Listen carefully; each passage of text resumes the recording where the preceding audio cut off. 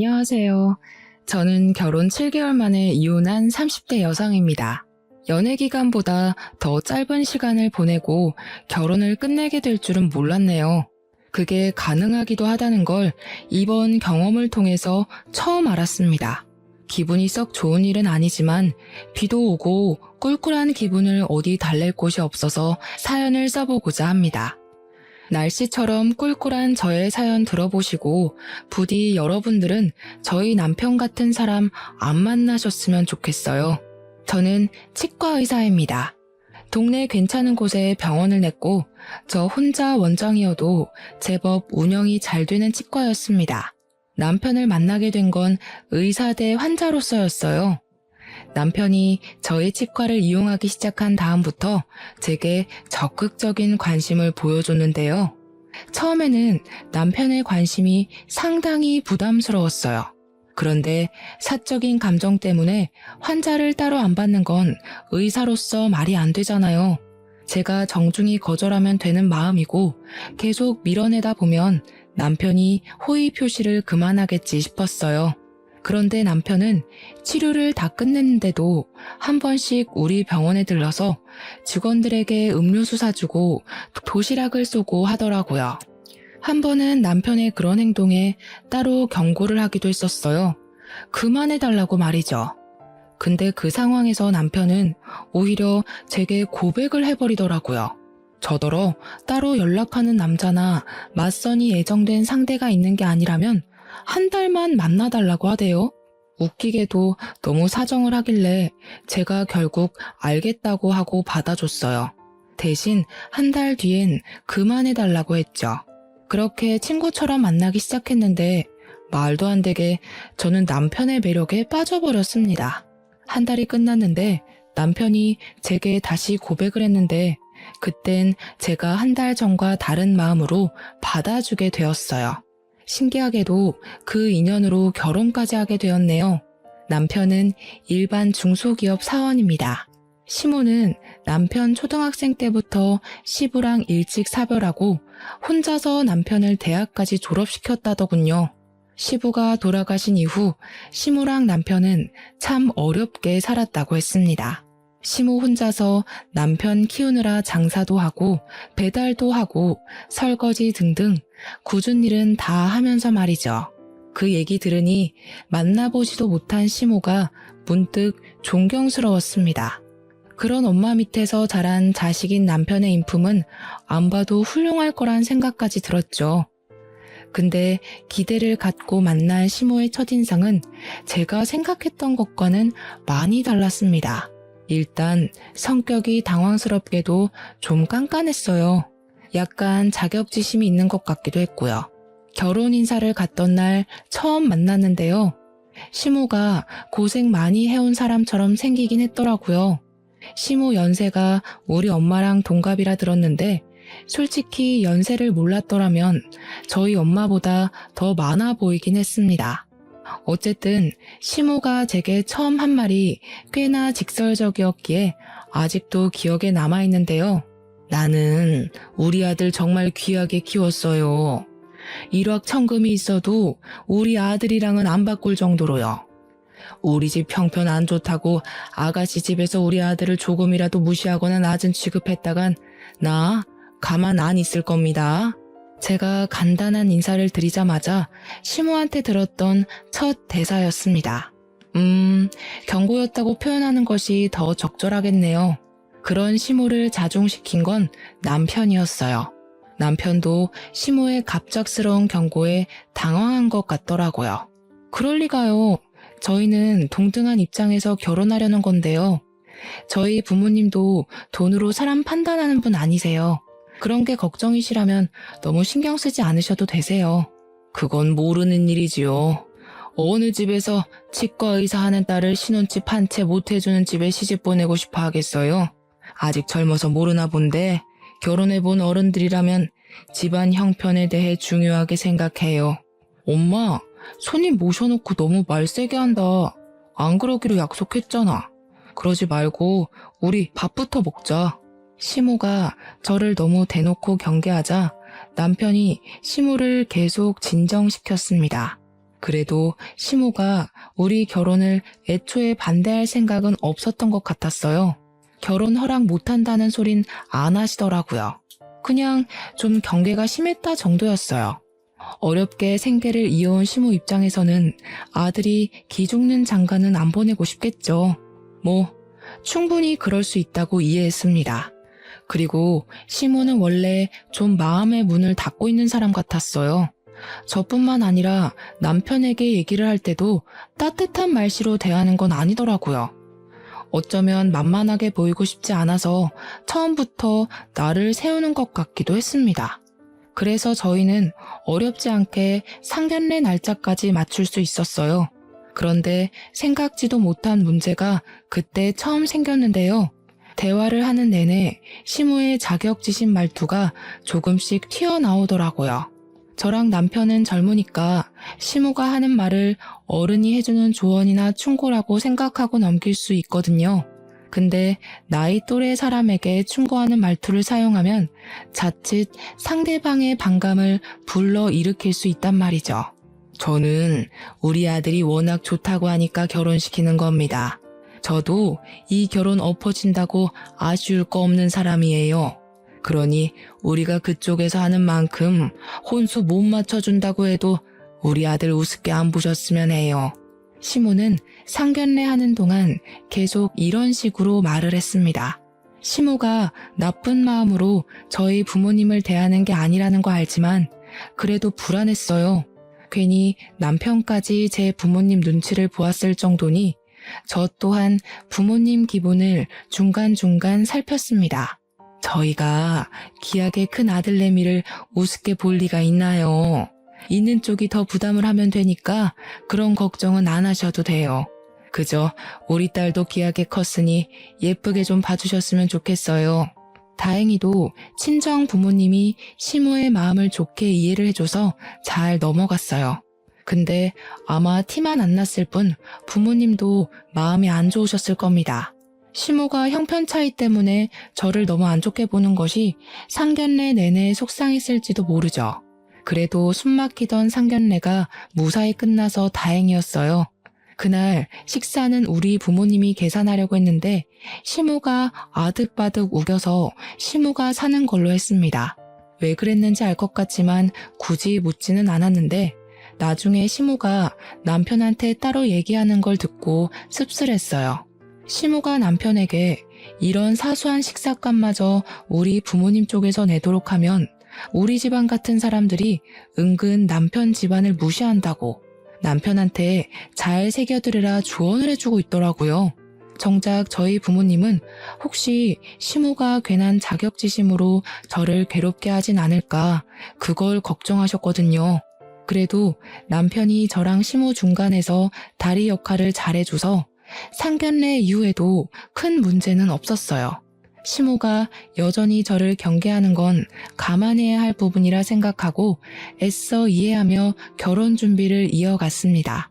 제게는 주기적으로 참석하고 있는 모임이 하나 있어요. 결혼하기 전 모임 사람들이 저 결혼한다니까 남편을 미리 소개해달라고 하더라고요. 그래서 남편에게 양해를 구해 의사 동기 모임에 남편을 데려가 소개한 적이 있었습니다. 저는 예비부부 자격으로 참석했지만 그 모임에 오는 사람들은 다 결혼을 해서 부부 모임이나 다름없는 곳이었어요. 그중 제가 결혼 막차를 타는 입장이었죠. 제 친구들이랑 친구들 남편을 만나는 자리라고 했더니 남편이 상당히 긴장하길래 불편하면 안 가도 된다고 말해 주었어요. 그랬더니 남편이 그건 또 아니라대요. 제 친구들한테 잘 보이고 싶다 보니까 뜻하지 않게 긴장되는 거라고 괜찮다고 하더라고요. 그 모습이 귀여워서 저는 안심시켜주면서 데려갔어요. 이렇게 순수한 남편을 친구들한테 얼른 자랑하고 싶어서 저 또한 들떠 있었습니다. 실제로 모임 사람들한테 남편 자랑을 엄청 했어요. 친구들은 제가 이렇게까지 신나 있던 적이 없었는데 남편의 파워가 대단하다며 제 남편을 덩달아 칭찬해 주었습니다. 그런데 그곳에서 생각지도 못한 문제가 발생했는데요. 친구가 결혼하는데 친구들이 당연히 상대방 인적 사항에 궁금할 거 아닙니까? 그렇다 보니 우리 남편한테 질문 공세도 엄청 들어올 거고요. 어떻게 만났고 어디가 좋아서 만나냐는 질문은 사실 어린애들이나 관심 있는 질문이잖아요. 이미 다들 자리 잡은 부부인데 남의 부부 러브스토리보단 스펙이 더 궁금할 거란 말이죠. 저는 저보다 돈 못 버는 남편이라고 부끄러웠던 적이 없었는데 남편은 제 생각과 달랐나 보더라고요. 친구들과 친구들 남편의 직업, 집안 배경, 말로 주고받는 돈의 액수 등을 들으면서 남편이 저도 모르게 기가 좀 죽은 듯 했습니다. 어느 순간 말이 없어지고 제 옆에서 묵묵히 밥만 먹더라고요. 제가 괜찮냐고 물어봐도 어색하게 웃을 뿐이었어요. 집에 돌아와서도 남편은 피곤하다며 말도 없이 그냥 바로 씻고 잠을 잤습니다. 참고로 저희는 친정 부모가 미리 증여해준 신혼집에서 동거 중이었어요. 아무튼 저는 남편이 자는 바람에 대화를 더 못해보고 걱정만 해야 했습니다. 남편이 뭐 때문에 기분이 안 좋은지 알 것 같아서 그렇게 생각하지 않아도 된다고 말해주고 싶었는데 그럴 수 없었어요. 실제로 친구들이 우리 남편 스펙이 좀 떨어지더라도 사람 인품은 모인 남편들 중에서 최고 같다고 칭찬해줬거든요. 그 말이라도 꼭 전해주고 싶었는데 내일로 미뤄야 했지요. 근데 내일도 저는 남편을 위로해줄 수 없었습니다. 다음날 다짜고짜 시모가 집에 쳐들어왔거든요. 남편이 제가 늦게 일어나는 사이 어제 모임 일을 시모한테 얘기했던 건지 시모가 집에 들어오자마자 들고 있던 가방으로 저를 한 대 치면서 따지더라고요. 너 우리 아들한테 갑질했니? 돈 없는 집안이라고 무시했어? 내가 너 이럴 줄 알았다. 이런 식으로 사람 기죽여서 우리 아들 머리 위에 올라앉을 작정이었냐? 네? 무슨 소리세요? 어머님, 일단 진정하시고 앉아서 얘기해요. 이런 더러운 집구석 엉덩이 붙일 생각 없다. 왜? 내 아들 그런 모임에 데려갔니? 어떤 취급받을지 뻔히 알면서 그런 잘난 사람들 앞에 내 아들을 왜 데려가? 아, 그건 어머님이 오해하신 거예요. 남편도 오해하고 잘못 말씀드렸나 보네요. 그런 거 아니고요. 실제로 저희 친구들이 남편 보고 괜찮은 사람이라고 칭찬했어요. 그딴 아부 떨면 우리 같은 사람이 해볼쭉하고 좋아해 줄 거라 생각했니? 이 결혼하지 마라. 시고 올리기도 전에 우리 아들 기죽이는 며느리한테 절대 내 아들 안 보낸다. 기상하자마자 대체 이게 뭔 상황인지 그저 어안이 벙벙했습니다. 시모한테 해명하면서도 제가 무슨 말을 하고 있는지 헷갈렸죠. 시모의 갑작스러운 선포는 결혼식까지 일주일이 남은 상황이어서 더 당황스러웠어요. 남편이 잠깐 화장실에 가 있을 때 시모가 들이닥친 거였는데 그때 남편이 분주한 소리 때문인지 화장실 문을 열고는 시모를 발견하자마자 헐레벌떡 튀어나왔습니다. 자기 엄마를 말리기 시작했죠. 엄마, 내가 오지 말라고 했잖아. 나 괜찮다고 했지. 내가 알아서 할 테니까 끼어들지 좀 마. 괜찮긴 뭐가 괜찮아. 네가 얼마나 자랑스러운 아들인데 그깟 고위 직업이 뭐라고 사람을 고개도 못 들게 하고 말이야. 저 여자가 너를 진심으로 생각해줬다면 그런 모임에 데려가면 안 되지. 저를 저 여자라고 부르는 시모에게 좀 놀랐어요. 섭섭하기도 했습니다. 근데 시모가 저를 정말 나쁜 사람으로 몰고 있으니 더 서름이 차오르더라고요. 시모의 원망을 들으면서도 저는 제가 뭘 잘못한 건지, 이게 이렇게까지 소란을 피울 만큼 잘못한 일인 건지 납득이 잘 안 되었어요. 제가 멍 때리고 있는 사이 남편이 알아서 흥분한 시모를 데리고 현관으로 향했습니다. 신발을 신고 나가면서 저한테 미안하다고 시모 좀 집에 데려다주고 오겠다며 사라졌죠. 얼마 뒤 다시 돌아온 남편은 제 눈치를 보면서 들어왔어요. 그러면서 하는 말이 시모를 잘 설득했는지 파혼 얘기는 신경 쓰지 말라며 미안하다 사과를 해왔습니다. 자기 이번 모임 불편했어? 어머님까지 아셨는데 나한테 숨기지 말고 다 얘기해줬으면 좋겠어. 아, 사실 불편하긴 했지. 당신 친구들은 전부 의사고 친구 남편들도 의사나 검사나 한 자리 하는 사람들인데 나는 그냥 일반 회사원이잖아. 내가 못나서 자기까지 못나 보일까봐 미안해서. 그런 생각이 들었으면 나랑 먼저 얘기를 해서 풀어야지. 어머님한테 전화해서 상담하면 어떡해. 그리고 당신은 내가 당신을 직업으로 판단할 사람으로 보였어? 그게 아니라 그냥 나 혼자 좀 그랬나 봐. 미안해. 다음부턴 당신한테 얘기해 줄게. 저는 남편에게 다시 한번 제 생각을 전하면서 남편의 있는 그대로의 모습을 사랑한다고 말해 주었어요. 마치 사춘기 아들을 달래는 기분이 들어서 조금 황당하기까지 했네요. 어쨌든 남편은 제 마음을 알아준 건지 지난 날을 돌아보면서 반성하였습니다. 그렇게 저희 결혼 준비는 잠깐의 방황을 해결하고 무사히 진행되었죠. 결혼식을 올리고 신혼여행 다녀올 때까지 계속 정신이 없었어요. 신혼여행 이후 한 달 정도는 신혼살림을 정리하는 데에 시간을 거의 다 뺏겼을 정도였습니다. 어느 순간부터 좀 한가해졌다고 느꼈을 때 사실 집들이를 할 수 있었는데도 저는 일부러 집들이를 생략했어요. 제 친구들이 집들이 언제 하냐고 기다리고 있었거든요. 친구들도 결혼하고 나서 집들이를 했고 어떻게 보면 저희 모임 사람들은 거의 당연하게 집으로 사람들을 초대했던 것 같습니다. 그런데 그걸 저는 안 하겠다고 했어요. 이유는 남편을 생각해서였습니다. 그 모임 사람들 때문에 결혼하기 전 처음으로 다퉈봤는데 다툼의 원흉을 굳이 또 불러서 남편과 제 사이의 불안을 다시 만들고 싶진 않았어요. 아무래도 남편이 기죽었던 것이 마음에 걸리더라고요. 그래서 저는 친구들에게 일일이 전화를 돌리면서 집들이를 못하게 된 사정을 설명했어요.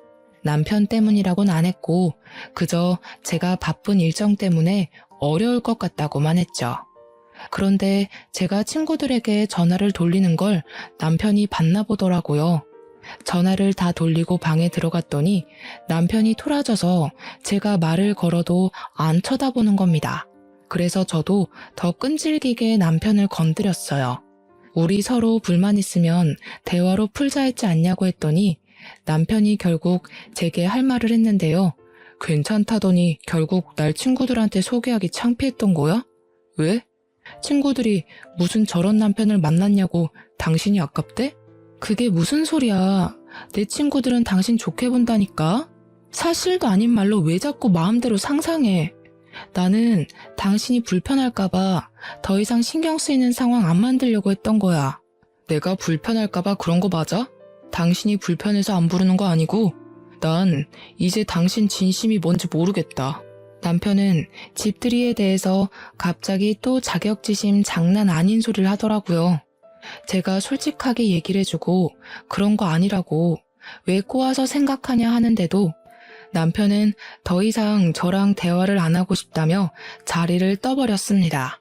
근데 웃긴 게 그렇게 혼자 삐쳤다가 시간 좀 지나면 혼자 풀려요. 이게 몇 번 반복이 되었었는데 어느 순간부턴 저도 지쳐서 그냥 내버려뒀습니다. 제가 남편한테 제 친구들 얘기를 안 하는데도 남편이 혼자 저를 밀어냈다가 당겼다가 하길래 그게 가끔씩 이해가 잘 안 되기도 했는데요. 굳이 싸우기 싫어서 남편한테 물어보진 않았거든요. 근데 남편이 결혼하고 나서부터 자기 직장에서 은근 저랑 비교를 당하나 보더라고요.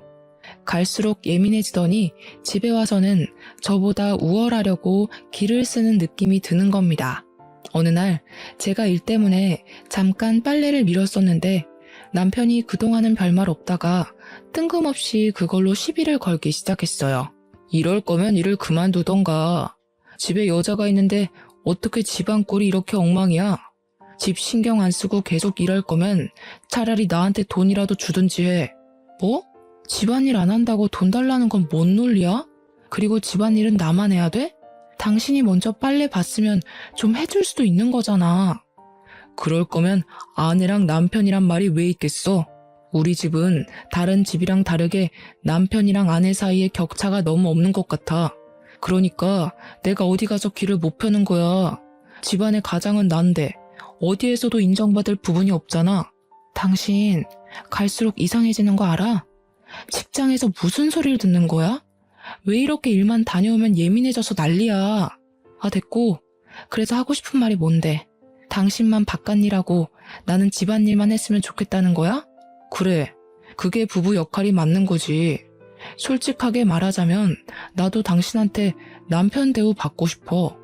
당신이 나보다 수익이 많으니까 어쩔 수 없이 내가 꿀리잖아. 남편의 바람은 제가 의사를 관두길 바라는 거였어요. 맞벌이를 하더라도 남편은 남편이고 부인은 부인인 건데 꼭 바깥일 집안일로 그 역할을 구분해야 하나요? 옛날이야 그랬지. 요즘은 남녀 상관없이 커리어를 갖고 결혼하는 사람들이 많잖아요. 저는 제가 탱자탱자 노는 마누라보다는 낫다고 생각을 하거든요. 남편의 제안은 정말 터무니없고 철없기만 해서 그냥 못 들은 걸로 하겠다고 하고 무시해버렸어요. 근데 남편이 제가 무시한 것 때문에 또 자존심 상했나 보더라고요. 어느 날부터 저랑 마주할 때마다 드러내는 태도나 표정이 어색했습니다. 뭐 그렇다고 저한테 더 이상 시비를 거는 건 아니라서 별말 않고 넘겼어요. 남편 삐치는 게 한두 번도 아니고 내버려두면 항상 그랬듯 알아서 아무 일 없었다는 듯이 행동할 거라 생각했거든요. 그런데 이번에는 남편 행동에 좀 다른 점이 있었어요. 남편이 주말마다 시댁을 자주 가더라고요. 초반에는 그냥 내버려 뒀는데 나중에는 한번 물어봤거든요. 그럼 남편은 그저 후다닥 나가면서 시모가 혼자 밥 먹는 거 외로워한다고 점심만 시댁에서 먹겠다고 하면서 사라져버리더군요. 남편이 주말마다 그렇게 가버리면 저야말로 집에서 혼자 점심을 먹었습니다. 저희는 분명 신혼부부인데 어째 신혼이 아니라 한 5년 이상은 산 부부 같은 느낌이 들었어요. 저도 갈수록 남편에게 서운함이 쌓이더라고요. 그렇지만 말 못했죠. 괜히 남편을 종용했다가 시모가 남편 뺏어간다고 생각할까봐 그냥 이 모든 상황을 좋게 생각하려고 했어요. 그런데 어떤 날에는 남편이 주말에 시댁에서 자고 올 때가 있어요. 평일에는 출근을 해야 하니까 당연히 직장이랑 가까운 신혼집에서 먹는데 주말만 되면 마치 두 집 살림이라도 하는 것처럼 시댁에서 먹고 자고 합니다. 이 상황이 꽤 길게 반복되니까 나중에는 시모가 제 남자를 뺏은 것처럼 느껴지다가 더 나중에는 제가 시모의 남자를 뺏은 건가? 하는 기분까지 들었어요. 제게 삐쳐있던 남편을 그냥 내버려 두려고 했는데 이건 좀 아닌 것 같아서 또 자고 온다는 남편의 앞길을 가로막은 적도 있었습니다. 나랑 얘기 좀 해. 주말마다 어머님 집에 간 거 벌써 한 달이 넘었어. 나랑 이대로 멀어질 작정인 거야? 이젠 나랑 화해하기도 싫어? 너도 잘못 없다고 생각하고 나도 잘못 없다고 생각하는데 이 상황에서 무슨 화해를 해. 그냥 서로 마음에 안 드는 거 굳이 맞추려고 하지 말자는 거지. 그런 사람이랑 평일 내내 같이 있는 것도 숨막히는데 주말까지 한 지붕 아래 있으라고? 우리 부부잖아. 안 맞는 게 있으면 어떻게 해서든 대화로 풀어야지.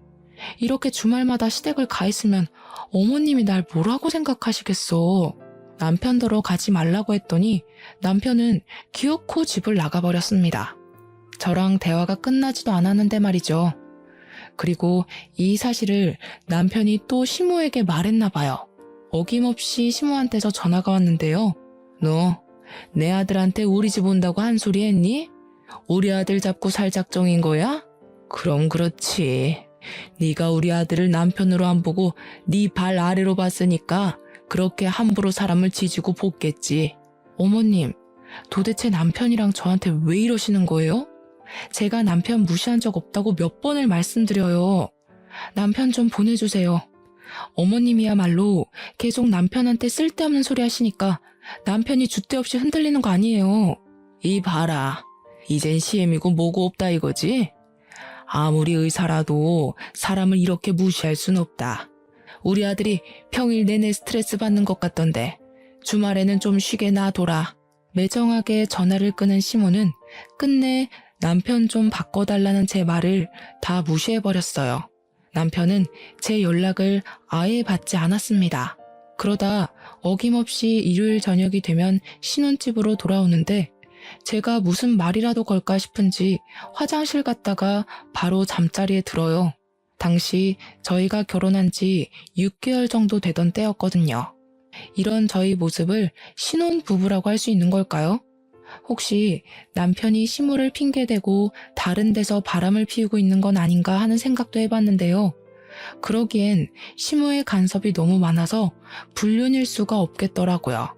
어쨌든 저는 누구보다 행복한 시간을 보내야 할 새 신부임에도 이혼을 앞둔 사람처럼 쓸쓸한 시간을 보내야 했습니다. 그렇게 어느 평일날이었어요. 여느 때처럼 출근을 했는데 갑자기 병원으로 경찰들이 들이닥치더라고요. 환복도 못한 저는 경찰에게 무슨 일이냐고 물었습니다. 그랬더니 경찰이 뜬금없이 거짓 청구 신고로 수사를 하겠다는 겁니다. 잠깐만요. 거짓 청구라뇨. 저희 병원에서 거짓 청구를 했다는 말씀이세요? 죄송하지만 잘못 알고 오신 거 아니에요? 저희는 그런 적이 없는데요. 제가 경찰의 말에 강력하게 부정을 표현하자 경찰이 저를 훑어보더니 여기 원장이냐고 묻더군요. 그래서 제가 원장이라고 했더니 경찰이 자세한 신고 내용을 말해주었습니다. 우리 병원에서 제가 진료 행위를 하지도 않았는데 했다고 사문서를 위조하는 부정 방법으로 진료비를 갈취했다는 겁니다. 그게 수사 이유래요. 저는 설명을 듣고도 더 이해할 수 없어서 무슨 말도 안 되는 소리를 하냐고 대체 누가 그런 엉뚱한 신고를 했냐고 따졌습니다. 그러나 경찰은 제 말을 더 듣지 않고 경찰서 가서 얘기하라며 저를 데려갔죠. 그 사이에 저희 병원은 압수수색을 당했습니다. 저 살면서 경찰서에 가본 건 처음이었어요. 무척 당황스럽기도 했고 또 무섭기도 하더라고요. 저는 절대 범법 행위를 한 적이 없지만 만약 제 누명이 억울하게 죄로 성립된다면 저는 바로 의사면허가 정지되거든요. 징계를 받을 수도 있고요. 그런데도 저는 경찰이 제게 뭐라고 묻는 말에 모르는 사실이라 모른다고 말할 수밖에 없었어요. 경찰들이 모른다는 말을 제일 싫어한다고 하대요. 하지만 저는 진짜 모르는데 어떡합니까? 제 말을 믿어주지 않는 경찰을 앞에 두고 저는 답답함에 가슴을 쳐야 했습니다. 대체 어떻게 된 일인지 알 수도 없고 가늠도 안 되었어요. 그저 어쩌다가 내 꼴이 이렇게 된 건가 스트레스 받기만 했죠. 그리고 1시간 조금 넘은 시간 뒤 실제 압수수색에서 증거 자료가 나왔다고 하는 겁니다. 그 사실을 듣고 제가 얼마나 놀랐는지 몰라요. 그것 때문에 경찰이 저를 더 거짓말쟁이로 보더라고요. 증거 자료는 환자 한 명이 병원에 내원하지도 않은 날짜에 후속 처리 진료가 되어 있는 기록지라 했습니다. 그것을 통해 요양급여 비용을 추가 청구했다고 되어 있는 자료들이었죠. 그 환자가 이 사실을 알고 병원 측에 얘기를 해서 들통이 나게 된 거라는데 저는 정말 하나도 모르는 얘기였어요. 이보세요, 경찰 선생님. 대체 그분이 누군데요? 저는 모르는 사실이라고요. 제가 거기 원장인데 그런 비리도 몰랐겠어요? 제가 그런 짓 저지를 사람인지 아닌지 더 꼼꼼하게 확인해 보세요. 고작 그 자료 하나 가지고 사람 억울하게 하지 말고요. 저도 큰 소리를 낼 생각은 아니었는데 그대로 가만히 있다가는 제가 완전 호구되겠더라고요. 그래서 항의할 수 있을 만큼 기를 썼습니다. 답답해서 경찰한테 계속 따졌더니 결국 경찰이 신고자를 알려주었는데요. 당황스럽게도 신고자는 우리 치과에 일하는 치위생사 선생님이었어요. 우리 병원의 치위생사는 총 3명입니다. 치위생사 선생님들은 저랑 같이 일한 연차가 기본 2년은 되어요.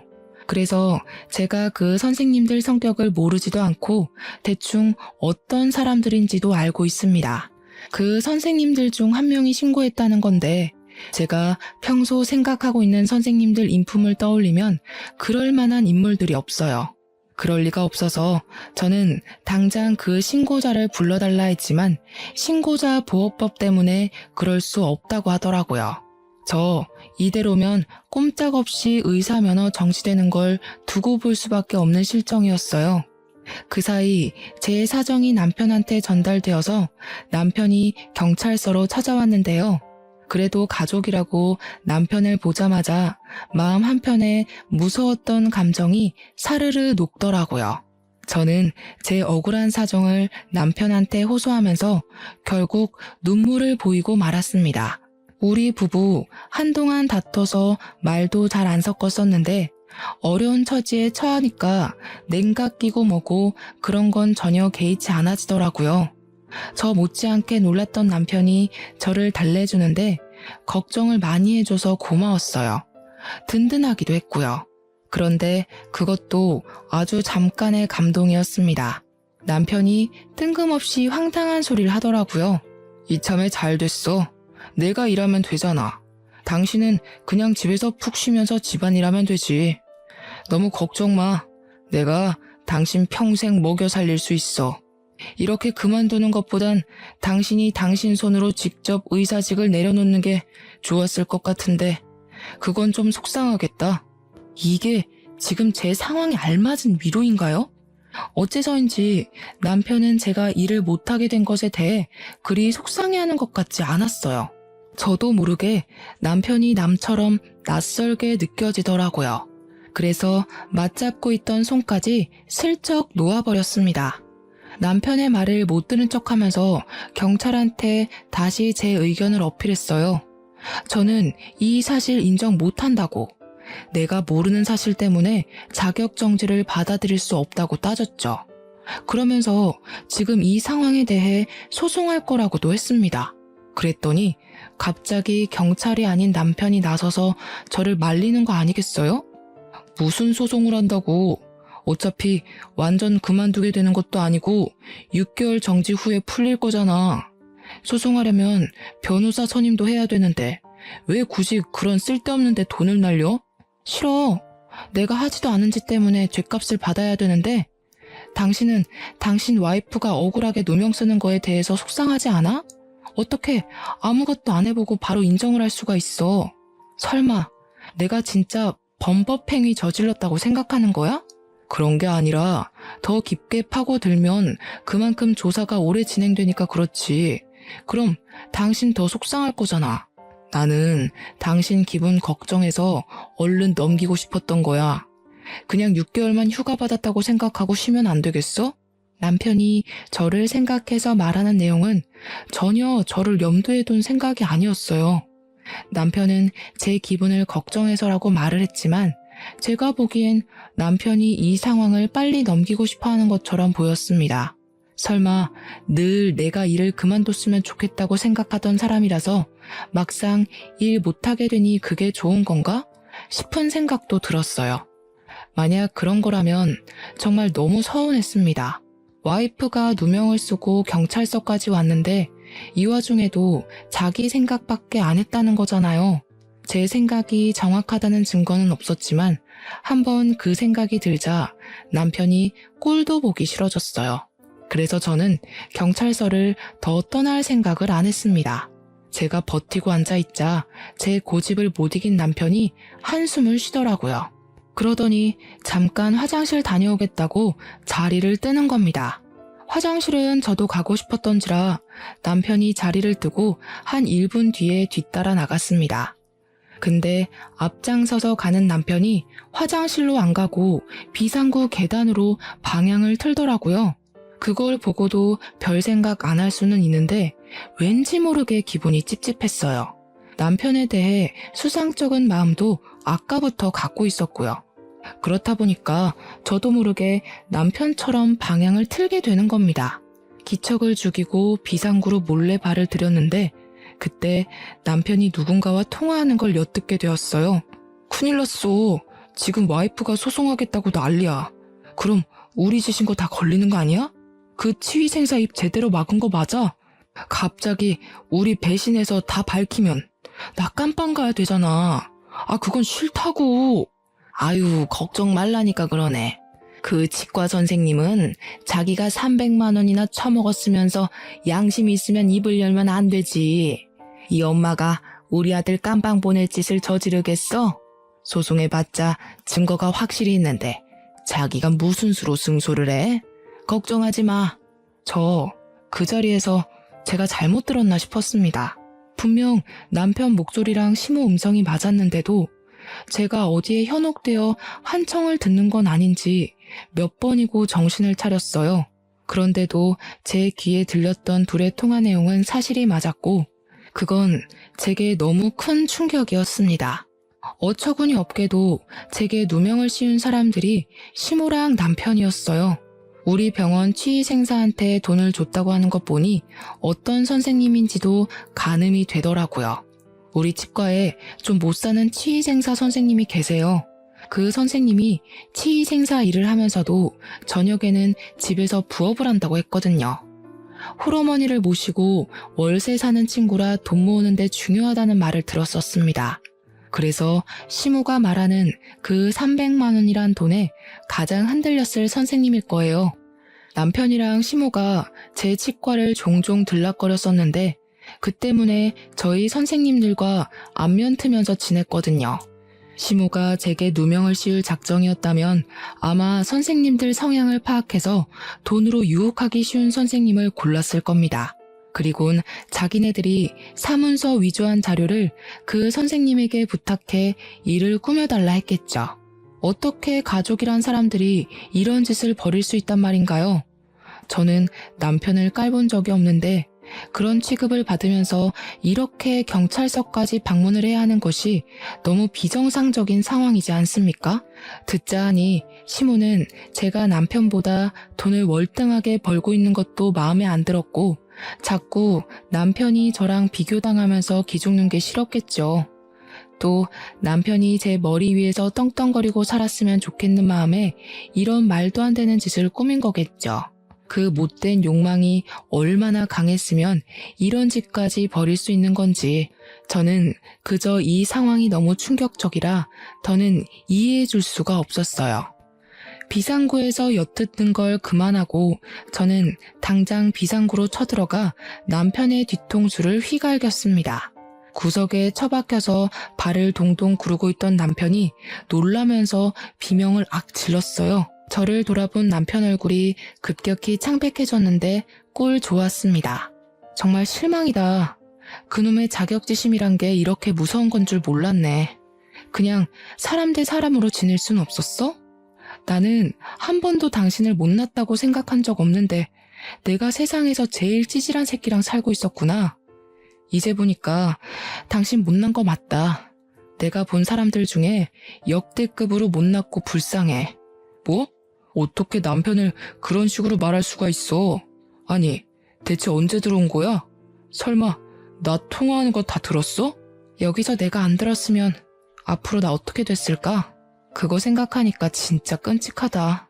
멀쩡한 사람 속여서 직장 관두게 만들어 놓고 당신이랑 당신 엄마는 뻔뻔하게 기세등등했을 거 아니야. 가서 당신 엄마한테 전해. 그쪽 덕분에 안 그래도 찌질한 아들 시궁창 제대로 빠졌다고. 저는 남편이 들고 있는 폰을 뺏으려고 했어요. 그러자 남편이 피하면서 갑자기 제 앞에 무릎을 꿇더라고요. 여보, 그런 게 아니야. 당신이 어디서부터 어디까지 들었는지 모르겠는데 사실이랑 왜곡된 부분이 많을 거야. 일단 나는 엄마가 시키는 대로 해서 뭐가 뭔지 잘 몰라. 장난하니? 나 처음부터 다 들었어. 더 듣기 싫어서 당신 머리통 후려친 거고 어떻게 다 들킨 마당에도 발뺌하기 바쁘냐? 정신이 똑바로 박혔으면 사과 먼저 해야 되는 거 아니야? 아, 미안해. 진짜 미안해. 근데 난 진짜 엄마가 시키는 대로 해서 아무것도 몰라. 네가 우리 엄마랑 통화해봐. 남편이 아직 끊기지 않은 휴대폰을 제게 내밀었어요. 잘 됐다 싶어서 저 바로 시무랑 통화를 했죠. 어머님 아들이 깜빵 갈지 안 갈지를 왜 어머님이 정해요? 안타깝게도 어머님 아들은 어머님 때문에 깜빵 가게 될 거예요. 저를 그렇게 일 관두게 만들고 싶었어요. 그런데 머리 쓸 시간 있으면 아들 의사시키는데 기를 쓰지 그러셨어요. 왜 엄한 사람을 아들 아래 두려고 하신대? 너 일단 진정해봐라. 우리 만나서 얘기를 해보자. 아무래도 대화로 풀어보는 게 좋을 것 같네. 지금 내가 너희 집으로 갈 테니까 가서 기다려. 아니요. 아직 상황 파악이 안 되신 것 같은데 저한테 명령할 입장 안 되세요. 저 그동안 스트레스 너무 많이 받았거든요. 두 사람 깜빵 앉혀놓으면 제가 숨을 못 쉴 것 같아서 안 되겠어요. 이해 좀 하세요. 저는 전화를 끊자마자 남편을 발로 밀어버리고 그대로 비상구를 뛰쳐나갔어요. 당장 경찰서로 돌아가 증거로 제출했습니다. 제게 얻어맞고 욕먹은 남편이 뒤늦게 정신을 차리고 쫓아왔지만 증거물은 이미 제출된 뒤였죠. 경찰은 거기에 녹음된 남편과 시모의 대화를 듣고 증거로 채택해 주었습니다. 그때부턴 상황이 역전되어 시모랑 남편이 되레 구속이 되었어요. 사기죄와 사문서 위조죄는 제법 중죄라서 감방 살기 싫다는 남편은 끝내 감방 신세를 지게 되었죠. 그리고 범행을 도왔던 치위생사 선생님도 나중에 잡혀왔는데 그 선생님은 제가 그냥 합의해 줬어요. 그 선생님은 나쁜 짓을 하려고 작정했던 게 아니라 돈 때문에 흔들린 거잖아요. 선생님의 어려운 생계를 걱정해서 고소는 안 했어요.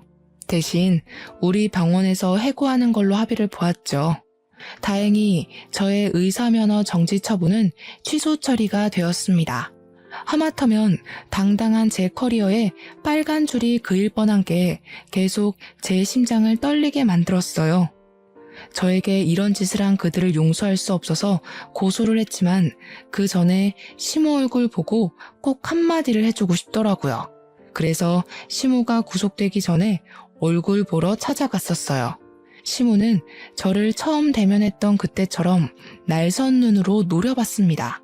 여태까지 아들 혼자 키우면서 열심히 사셔놓고 왜 스스로 무덤을 파셨어요? 얼마 안 남은 인생 아들도 못 만나고 시간만 축내게 생겨서 어떡해요? 열등감만 죽이셨어도 그쪽 노후는 꽃밭이었을 텐데 아쉽네요. 내 노후는 너만 아니었어도 편했어. 처음부터 순진한 우리 아들 꼬셔서 머슴살이 시키려고 했던 게 누군데? 그 꼴이 불보듯 뻔한데 내가 그걸 그대로 둘 리가 없잖아. 도대체 어떻게 사셨으면 사람 말을 안 믿는 거예요? 그쪽 행동이 잘못돼도 한참 잘못됐기 때문에 상황이 이렇게 됐다는 거 모르겠어요? 제발 깜빵 다녀오면 정신 똑바로 살길 바랄게요. 출소할 때까지 그쪽 다 늙은 몸뚱어리가 버텨줄 줄 모르겠지만 시모는 제 모습이 사라질 때까지 목청 나가도록 저주를 입에 담다가 경찰에게 경고를 받고 조용해졌습니다. 그 뒤로 그들 소식은 잘 모르고요. 저는 개인적으로 병원을 이전하기로 했어요. 전 시모와 전 남편이 출소하고 나와도 저를 찾지 못했으면 싶었거든요. 같이 일하던 선생님들은 고맙게도 제가 이전하는 병원으로 같이 와주었습니다. 현재는 이전한 병원을 정리하면서 새 선생님 한 분을 더 고용하느라 아주 정신없는 나날을 보내고 있어요. 새로 시작하는 병원에서는 부디 사건 사고 없길 바라고 좋은 일만 있었으면 싶네요. 그렇게 저랑 전 남편은 연애 2년에 결혼 생활 7개월로 종지부를 찍었습니다. 행복하고자 약속했던 결혼이었는데 너무나 불행했고 2번 다시 결혼을 꿈꾸기 싫을 만큼 악몽 같은 시간이었어요. 부부가 결혼해서 마음 맞춰 사는 건 기적 같은 일이라는 걸 깨달았어요. 그리고 결혼 연차 10년, 20년 찍는 분들을 정말 존경하게 되었어요. 분명 안 맞는 부분도 있으실 텐데 수많은 고비를 넘고서 미래를 함께하고 계신 거잖아요. 박수받아 마땅한 분들이 아닌가 싶습니다. 아무래도 제 내면을 더 키워야 될 것 같아요. 당분간은 일에만 열중하면서 왠지 다시 얻은 것만 같은 저의 인생을 잘 가꿔보도록 하겠습니다. 꿀꿀했던 제 사연 들어주셔서 감사드리고요. 함께하는 동반자와 쭉 행복하셨으면 좋겠어요.